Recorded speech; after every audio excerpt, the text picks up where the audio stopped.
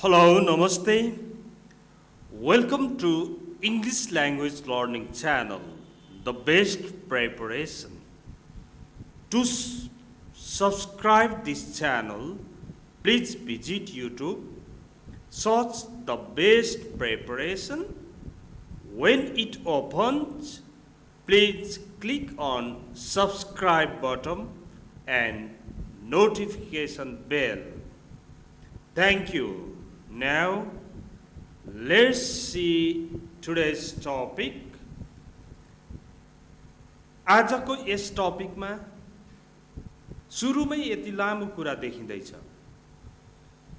तर यो आजको भिडियो सम्बन्धी के हो भिडियो भनेर त्यसको बारेमा जानकारी दिएको मात्र हो। अब आउनुहोस् हेरौँ के लेखेको छ। To show polite interest in somebody's talk, we use the following short answers.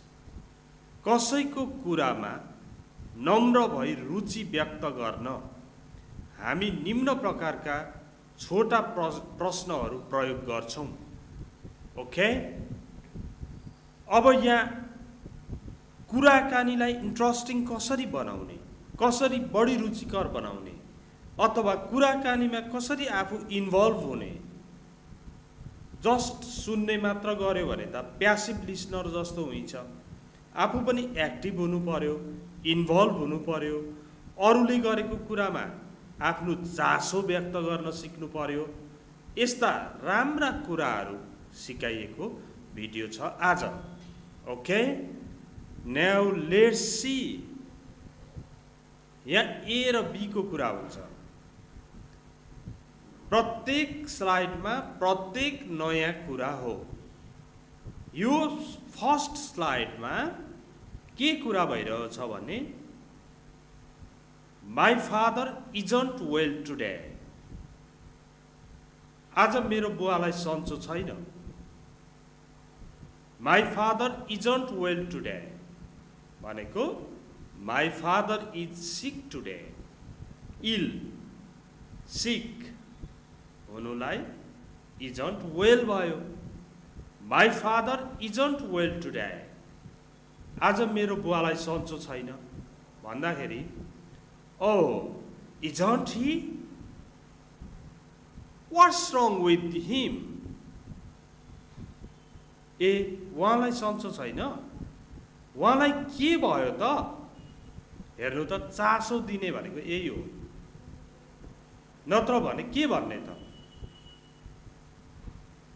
जस्तो my father isn't well today, आज मेरो बुवालाई सन्चो छैन भने कसैले भने oh isn't he? What's wrong with him? What happened? What happened with him? What happened? What's wrong? के भयो? What's wrong with him? उहाँलाई के भयो त भनेर चासो व्यक्त गरेको हो। यसमा यो इजन्ट ही चाहिँ कहाँबाट आयो भन्दा यहीँनेरि इजन्ट थियो, त्यही भएर इजन्ट ही भयो। यहाँ My father isn't well today. Oh, isn't he? उहाँलाई सन्चो छैन त? What's wrong with him? उहाँलाई के भयो त? यसरी यही इजन्ट यहाँ आएको हो। यो क्वेश्चन ट्यागसँग रिलेटेड छ। क्वेश्चन ट्याग जस्तै हुन्छ यो, तर यहाँ चाहिँ सहमति जनाउने भएकोले इजन्ट हुँदा इजन्टै आएको हो। अब एउटाले भन्यो I started my own business, मैले आफ्नै व्यवसाय सुरु गरेँ नि साथी भनेर सुनायो। Oh did you? It sounds good. अब यो डिड यू कसरी आयो त भन्दा यहाँ स्टार्टेड V2 भएपछि did आउँछ। I started my own business. मैले आफ्नै व्यवसाय सुरु गरेँ नि। Oh, did you? It sounds good. ओहो, सुरु गर्नुभयो? धेरै राम्रो। It sounds good भनेको धेरै राम्रो। That's great. Okay? That's great भने जस्तै it sounds good. धेरै राम्रो।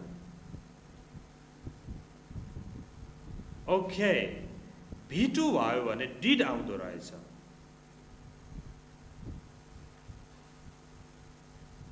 नेक्स्ट, अब कोही पिकनिक गएको थियो, उसले आएर तपाईलाई भन्यो the picnic spot was boring. Picnic गरेको ठाउँ दिक्क लाग्दो थियो। पिकनिक स्पॉट, पिकनिक खाने ठाउँ जुन छ त्यसलाई पिकनिक स्पॉट भनिन्छ। पिकनिक स्पॉट त दिक्क लाग्दो ठाउँ पो रहेछ। दिक्क लाग्दो रहेछ, दिक्क लाग्दो थियो भनेपछि वाज इट? What pretty. ए दिक्क लाग्दो थियो, कस्तो नमज्जा। What pretty. ओके, अब यहाँनेरि वाज थियो, त्यही भएर यहाँ पनि वाज ल्याइयो। The picnic spot was boring. Picnic गएको ठाउँ त दिक्क लाग्दो थियो। Was it?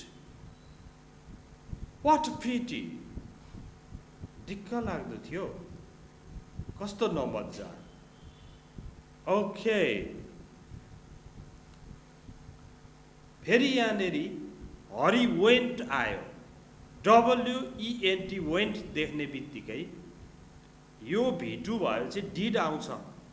सहमति जनाउँदा, इन्ट्रेस्ट देखाउँदा डिडको प्रयोग हुन्छ भन्ने बुझ्नु पर्यो। किनभने अघि स्टार्टेड भएकोमा पनि डिड आएको थियो। Hari went to the UK to do his PhD। Hari PhD गर्नलाई UK गयो नि। तपाईले अर्को कसैलाई सुनाउनु भयो। Hari went to the UK to do his PhD। Hari PhD गर्न UK गयो नि। Did he? हरि भएकोले ही आएको। Did he? How did you know? ए ऊ गयो? तिमीलाई कसरी थाहा भयो त? तिमीले कसरी थाहा पायौ त? How did you no? कसरी थाहा पायौ? नो भनेको थाहा पाउनु, चिन्नु भन्ने दुईटा मिनिङ हुन्छ यसमा। हाउ डिड यु नो कसरी थाहा पायौ अथवा कसरी चिन्यौ भन्दा पनि त्यही युज हुन्छ। तर यहाँनेरि डिड आएको चाहिँ वेन्ट भएकोले डिड आएको है। Hari went to the UK to do his PhD। Hari PhD गर्न UK गयो। Did he? ए गयो? How did you know? How did you know भन्ने ठाउँमा हाउ डिड यु नो नै चाहिन्छ भन्ने छैन। हु टोल्ड यु? तिमीलाई कसले भन्यो? हु टोल्ड यु? कसले बतायो? How did you no? कसरी थाहा पायो? हु टोल्ड यु? कसले भन्यो? Okay, next. अब यहाँ दुःख लाग्दो समाचार छ। पास अवे भनेको बित्नु, स्वर्गवास हुनु, वैकुण्ठवास हुनु भन्छन्, मर्नु भन्छन् कमन भाषामा, बित्नु पनि भन्छन्। अब my maternal uncle passed away. Maternal uncle भनेको मामा, पटर्नल अङ्कल भनेको काका, मटर्नल अङ्कल भनेको मामा। Okay, my maternal uncle passed away. मेरो मामा स्वर्गवास हुनुभयो नि। Did he? अब यहाँ पास्ट भनेर भिट्टु आएकोले यहाँ डिड आइहाल्यो अनि मटर्नल अङ्कल भनेको जेन्ट्स भएकोले हि आयो. Did he? I'm sorry to hear that. ए उहाँ स्वर्गवास हुनुभयो. यस्तो सुन्दा दुःख लाग्यो. I'm sorry to hear that. तपाईले पनि कुनै दुःखको समाचार सुन्नुभयो. I'm sorry to hear that. I'm sorry to hear that. यस्तो सुन्दा दुःख लाग्यो. त्यस्तो सुन्दा दुःख लाग्यो जे भने पनि भयो. My maternal uncle passed away. My maternal uncle passed away yesterday. हिजो बित्नु भयो. Did he? हो र बित्नु भयो र. I'm sorry to hear that. मलाई त्यस्तो सुन्दाखेरि दुःख लाग्यो. Okay, now अब फेरि यहाँ went भन्ने शब्द आयो. V2 आउने बित्तिकै did आउँछ. हेर्नु है यहाँ. I went to Mustang with my friends. म साथीहरूसँग मुस्ताङ गएँ नि. म साथीहरूसँग मुस्ताङ गएँ नि. Did you? That must be interesting. That must be interesting. गयौ? ए तिमी गयौ? पक्कै रमाइलो भयो होला. पक्कै रमाइलो हुनुपर्छ. होइन त? That must be interesting. How interesting. Wow. I went to Mustang with my friends. म साथीहरूसँग मुस्ताङ गएँ नि. Did you? That must be interesting. ए तिमी गयौ? पक्कै रमाइलो भयो होला. यसरी कसैले बोलेको प्रति आफूले इन्ट्रेस्ट जाहेर गर्नु अथवा आफ्नो कन्सर्न जाहेर गर्नु, चाख दिनु, अरूले बोलेको कुरामा सहमति गराउनु, यस्तो कामहरूलाई यो स्किललाई सिक्यो भने कन्भर्सेसन बढी इन्ट्रेस्टिङ हुन्छ. अहिलेसम्म म नेपाली भन्दै गरेँ. इङ्ग्लिस टु इङ्ग्लिसमा म भनिहेर्छु. अब नाम भने पनि हुन्छ. कसलाई सुनाएको हो? रामलाई सुनाउनु भएको हो भने Ram, I went to Mustang with my friends. Did you? That must be interesting.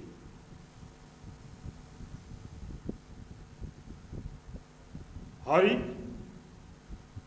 my maternal uncle passed away. Did he? I'm sorry to hear that.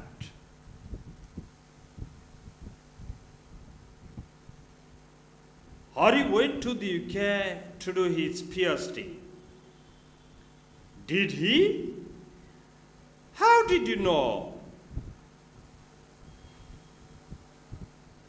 The picnic spot was boring. Was it? What a pity.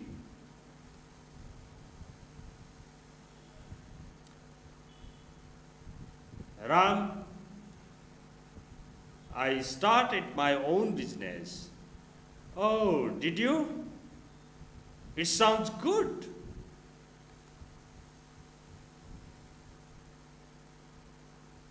Sam, my father isn't well today. Sam, आज मेरो बुवालाई सन्चो छैन. Oh, isn't he? हो, उहाँलाई सन्चो छैन. What's wrong with him? उहाँलाई के भयो त? Okay, that's the end of this short video. I hope you found it interesting and helpful for you. Please keep on watching. हेर्दै रहनु होला. भिडियोहरु हेर्नु होला. शेयर गरिदिनु होला. लाइक कमेन्ट गर्नुहोस् र हामीलाई हौसला थप्ने काम पनि गर्नुहोला। Thanks for watching this video. See you next time. Bye-bye.